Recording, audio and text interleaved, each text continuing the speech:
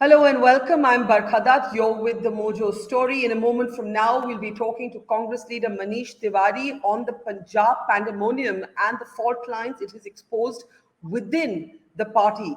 Remember, what is happening goes much beyond the borders of Punjab. Let's bring you the latest developments in this story thus far. We now have it officially, as expected from Captain Amrinder Singh. He will be exiting the Congress to form his own regional party. This after meetings with the Home Minister and the National Security Advisor in Delhi. Meanwhile, the patch up seems to have worked between Charanjit Channi and Navjot Singh Sidhu, but how long will it last? And is it really worth it for the Congress party? Remember, in the midst of all of this, you have had a section of the Congress, the G23, speak out and demand answers, and a counter set of protests outside leader Kapil Sibal's house, who said that the Congress was not there to do the Ji Hazuri of the party leadership.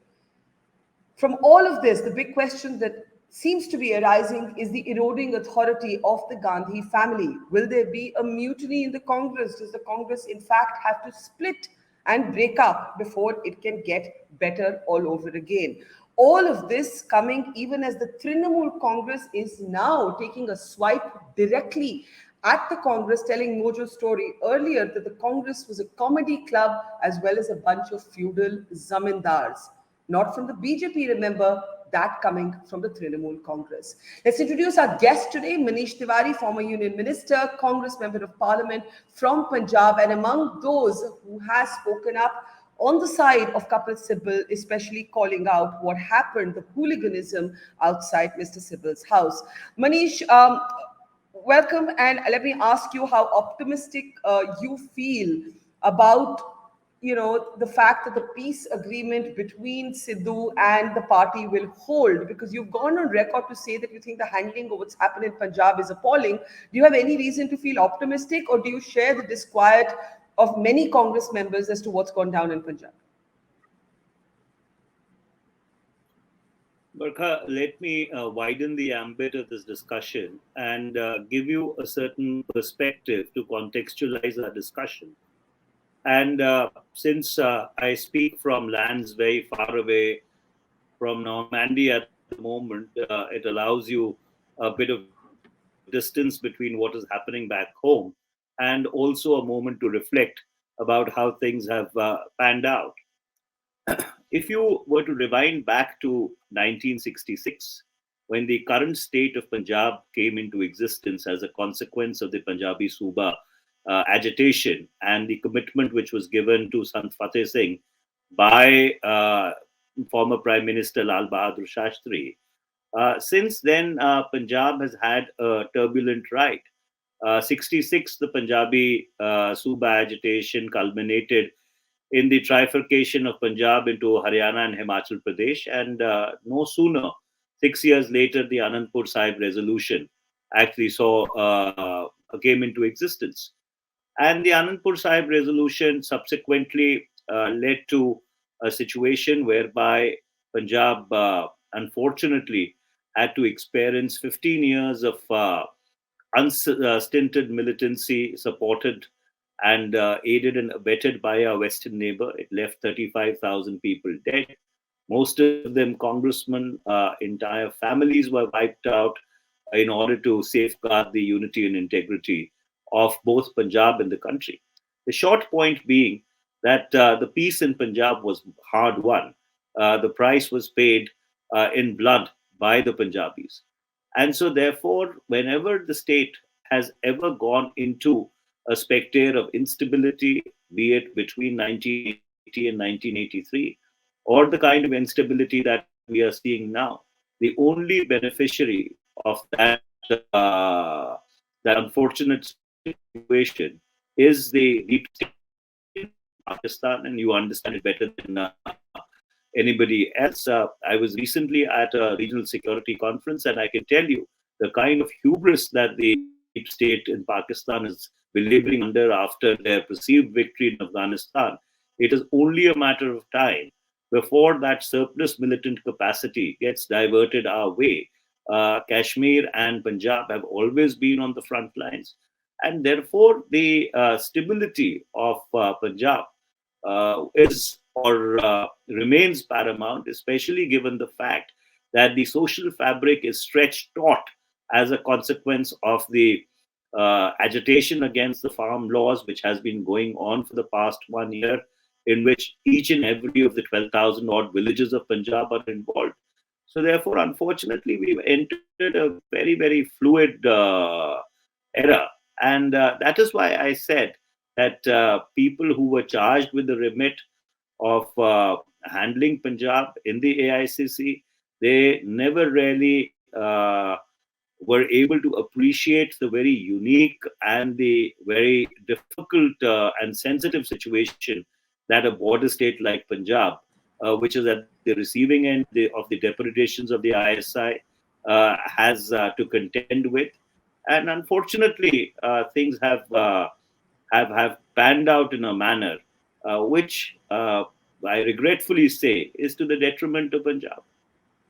So, Manish, the pictures we just saw on our screen were those of Captain Amrinder Singh, who's a soldier almost before he's a politician, spending the weekend with his NDA course mates. And I thought that was relevant in the context of what you were talking about. You are somebody who, there are two things I want to ask you. You're somebody who's A, considered close to the captain, and B, you're somebody who has personally paid the cost of the militancy you were referencing. Your father was killed by terrorists. When you look at what's happened with Captain Amarinder Singh, the fact that he is now exiting the Congress, forming his own party, possibly going to tie up very likely with the BJP, as someone who's been close to him, and also looking at him as a soldier politician, what are your thoughts about his exit? Well, Barkha, politics is the preponderance of probabilities. And I think Captain Amrinder Singh at the moment is extremely hurt. And possibly out of that sense of hurt, he is trying to explore options. But I do hope that things would settle down for the simple reason that the battle to preserve the idea of India needs every hand on board. And the Congress still remains in the best position to be the fulcrum of that fight. I have not had the occasion of talking to Captain Amrinder Singh over the past 2 days. Last, when I spoke to him, he told me that he is traveling to Delhi in order to try and explore a settlement with the NDA BJP government on the farm question. He said that he has certain ideas which he has been able to flesh out. I think he's possibly had some conversations with the farm organizations also. And so, therefore, all that what you played on your screen, or all that what we are seeing in the public domain, has really panned out over the last 48 hours. And I would hold my judgment. I would wait to have a word with him, because the battle for the soul of India is much larger. And therefore, under those circumstances, I think he also may possibly want to reflect and introspect on his future course of action. I mean, his future course of action seems very clear. I don't think there's any coming back to the Congress. Now, you said that you believe that whoever handled this in the AICC, to that degree, you seem to be exempting the Gandhi family. But let me remind you, and let me remind our audience with these pictures that we saw earlier of Priyanka Gandhi Vadra and Navjot Singh Sidhu, that it is the Gandhi family that has micromanaged this. Can we play those pictures, please? It is the Gandhi family that has micromanaged this from Delhi. In fact, this was called Priyanka Gandhi's Ahmed Patel moment. Why are you being so unfair in trying to localize the responsibility around someone like a Harish Rawat or the AICC, when clearly this is Rahul and Priyanka's decision making all along? Uh, Let me answer that off the bat, Barkha. The reason why I say that is because it's not that these efforts were not made earlier. But when we had someone like Mrs. Asha Kumari, who was in Hmm. charge of the Congress party as we headed into the 2017 elections, and then was a part of the huge victory, 77 MLAs out of 117, no party got that from 1966 onwards. the state entered a period of political stability, perhaps because she was from Himachal Pradesh, and at one point in time, Himachal Pradesh was a part of Punjab. There was a buy-in, or she was far more clued into the nuances which go into the politics of Punjab. And therefore, if the AICC or people in the AICC who were handling this remit subsequently would have given proper inputs, keeping the uh, larger picture in mind and the implications of destabilizing a border state, especially when the Chinese are still in eastern Ladakh, when Jammu and Kashmir, post the abrogation of statehood and the and Article 370 continues to be on a slow burn, things may not have reached such a pass. So you're saying the Gandhi family was ill-advised? Well, I think the responsibility of people who are given the charge of exercising oversight on different states need to be very cognizant of what is the sensitivity of that particular state.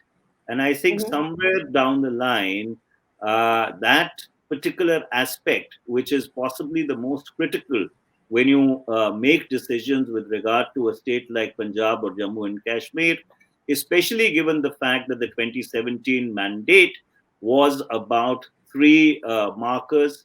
Number one, the security of the state.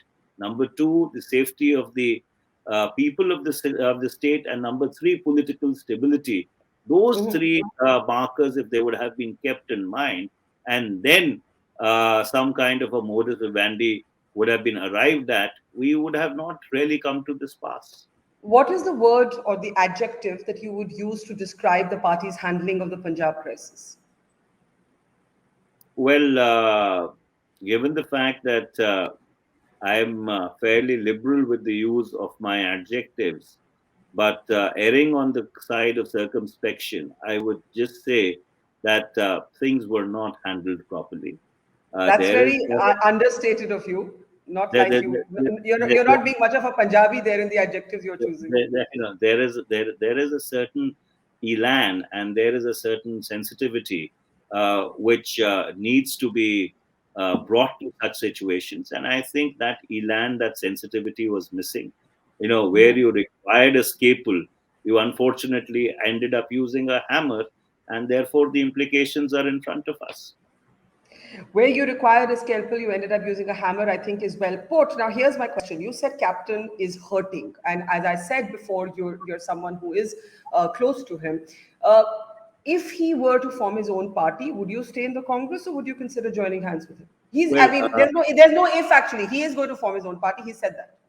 Well, as I earlier said, that he is possibly hurting at this point in time. I think the specter of calling a Congress Legislative Party meeting over his head and he getting to know about it from people calling him in the morning to tell him that such a situation has come to pass, possibly, I think, rankles with him, knowing the kind of person he is. And Barkha, he was actually a friend of my late father's. I have deep and huge respect for him because of all of us come from Patiala. But really, he was a friend of my late father's. They were in parliament together. Uh, so therefore, I would hold my counsel and wait to have a conversation with him once I come back from France. But insofar as I am concerned, I've spent 40 years in the Congress Party. I have spent every waking day of my adult life in the service of this party. And so, therefore, I still do believe that the Congress remains the best instrument in order to be able to preserve the idea of India, to lead the fight in 2024. And I think under those circumstances, if there is a certain amount of sagacity, a certain amount of sensitivity, which is still brought to the situation, things can still be rolled back. What can be rolled back? Captain's exit, the choice of chief minister, or the promotion of Navjot Singh Sidhu? Which part can be rolled back? Well, I think what is imperative at this point in time is the restoration of political stability in Punjab. It is measuring up to the mandate which we were given by the people in 2017. And if all hands are brought on deck, bygones are allowed to be bygones, and you make a fresh start, I think situations can be sorted out and resolved. I unfortunately do not see everything in black and white. Those binaries, unfortunately, are not the way that I perceive politics. I think there are lots of shades of gray, and I would not use the terminology 50 shades of because I've been once trolled extensively and brutally for using it. But I do think that there is play in the joints, and things can be worked out. Okay, I have to ask you, you spoke a lot about militancy and Punjab and terrorism and Pakistan's hand in it. Captain Amrinder Singh has described Navjot Singh Sidhu as somebody he believes is not a nationalist, is somebody who's too close to the Pakistanis. At the moment, we're seeing the Congress not taking a very tough position against Sidhu despite his open rebellion. What do you think of Navjot Singh Sidhu's role, his elevated role in the state, and the fact that he was given the space to be rebellious, whereas someone like Kapil Sibal was not given that same space? Well, see, the role of a Pradesh Congress Committee president is very clearly delineated. It's another matter that all the MPs from Punjab, or at least all the MPs minus one, had reservations with regard to the elevation of Mr. Sidhu as PCC president. And those reservations were conveyed unequivocally. However, the party decided to take a decision. Everybody accepted that decision. But the PCC president has a role to strengthen the organization, to make it ship-shape, to ensure that the policies of the government actually go to the people. But that did not happen after the gentleman that you referred to took over as PCC president. And now You're that not, we you're not even taking his name. How are you going to work alongside him? Well, I think the nomenclature which I use is absolutely appropriate in the British sense of the term.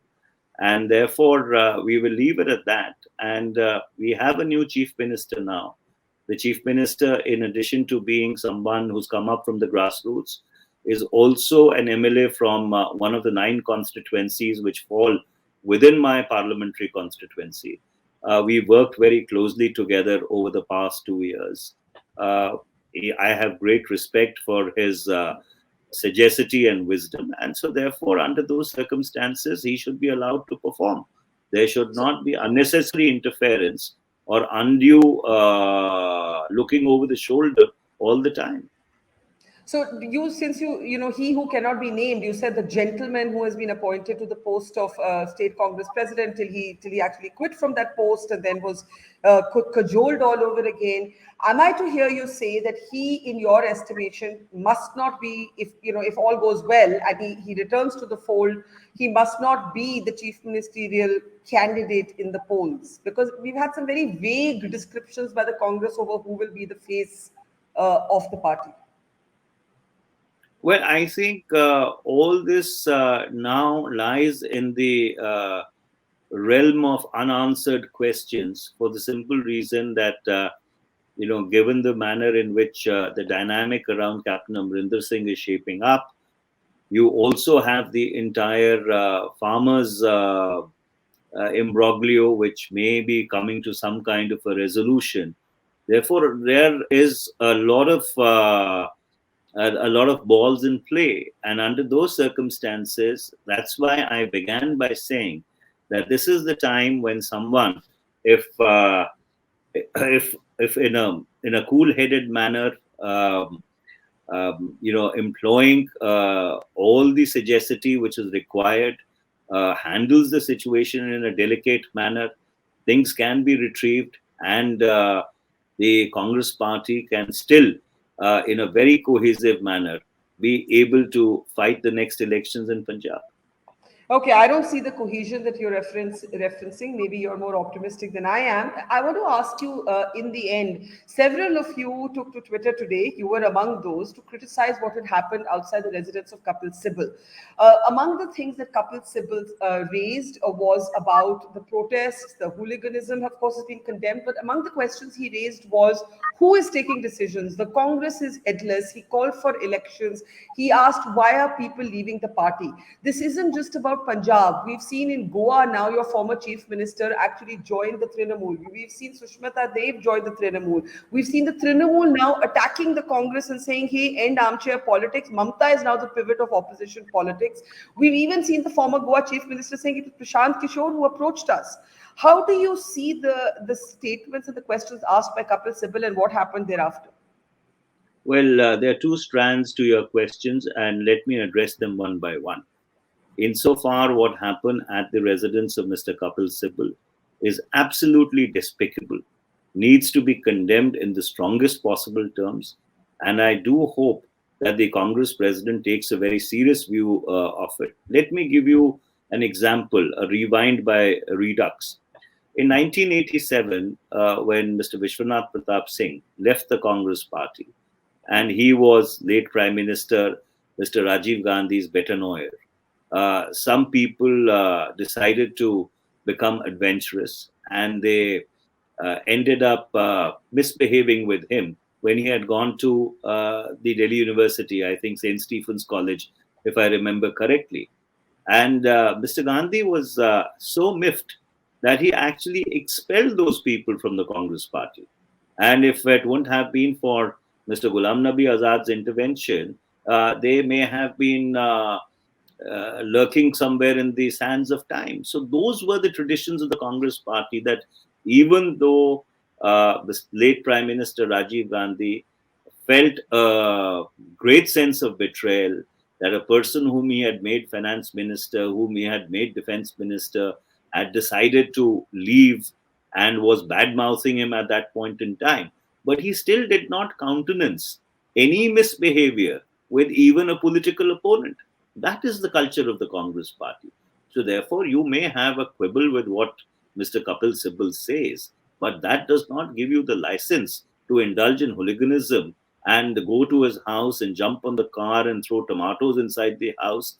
That is not the culture of the party in which at least I have spent the past 40 years. And therefore, What about the questions he raised? What about when he said, why are people leaving the Congress? Look, Mr.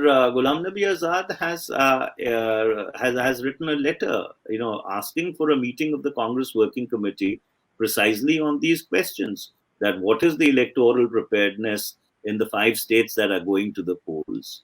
The situation in Punjab, why was it mishandled in this manner? Why are people leaving the Congress party? So therefore, the questions which Mr. Kapil Sibal articulated publicly, I think, have been raised by Mr. Ghulam Nabi Azad, where he's called for a meeting, an exclusive meeting of the Congress Working Committee, because it's a matter of concern that if a gentleman like Mr. Falero goes, and I'm not even talking about all the youngsters who are supposed to be quote unquote the great loyalists who one by one went to pastures which they found more attractive. So, therefore, you should not misconstrue concern as dissidents. All those people who have articulated those concerns still continue to be in the Congress party, barring one, Mr. Jiten Prasad, who decided to go and join the BJP, and God wish him all the luck. All the other ones are here. If we wouldn't have had faith in the Congress party, if we wouldn't have believed that the Congress party still continues to be the best instrument to reflect the aspirations of the people who are disillusioned and disgruntled with this government, we would not be here. For us, the Congress party has make of the always fact? been. What? Yeah. What did you make of the fact that Mr. Filero Please. has got a record to say that Prashant Kishore approached him on behalf of the Trinamool? You have your earlier colleagues like Sushmita Dev now with Mamta Banerjee, Mr. Filero with Mamta Banerjee. The Trinamool now very stridently positioning itself as the face of the national opposition. Well, that's precisely what I'm saying. That it is not those people who articulated concerns and who felt that if they are addressed, we will be able to come out more cohesive. None of them have left the party for greener pastures. It is those, who till yesterday were perceived to be extremely close to certain people within the party. They are the ones who have decided to go looking for greener pastures. And therefore, I say that you should not misconstrue concern as dissidents. There is a certain section within the Congress party, which for its own partisan purposes, for its own vested interests, wishes to create these artificial divides. And unfortunately, when you have these artificial divides at a point in time when the entire focus should be on how do you defeat the NDA BJP, I don't think it serves anybody well. And Okay, therefore, under those circumstances, I do still feel that if there is a conversation, if there is a dialogue, an open-minded dialogue, we can still, there is still time for 2024 to get our act together. do you believe finally that the Congress urgently needs to settle its leadership question? This is a party without a full time president. Sonia Gandhi remains the interim president. There was talk of Prashant Kishore actually joining the Congress, but I'm assuming that now that we know that he's actually acting for the Trinamool Congress, that's not about to happen. Uh, who do you believe is best positioned to lead the Congress? Well, the difficulty these days is that you do not know as to who's acting for whom and how many games possibly are being played and how many wheels are there within wheels. But be that as it may, you see, every political system requires four things in order to forge ahead: leadership, number two, narrative, number three, organization, and number four, appropriate amount of finance which is raised in a legal manner. And and these four moving parts need to come together in order to ensure that you start making a difference as far as 2024 is concerned. And this is precisely the concern that we have been raising. It may have been fleshed out in greater detail last year, but the sum and substance and the essence of it is that you need to get these four moving parts aligned if you think or if you want the result of 2024 to be any different than 2019 or 2014. Do you believe Rahul Gandhi needs to get out of the way?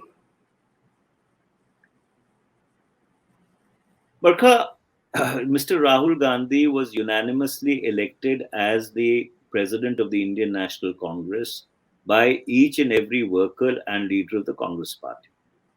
When he quit in 2019, and I have publicly gone on record saying that it was a very rare gesture because in Indian politics, no one quits.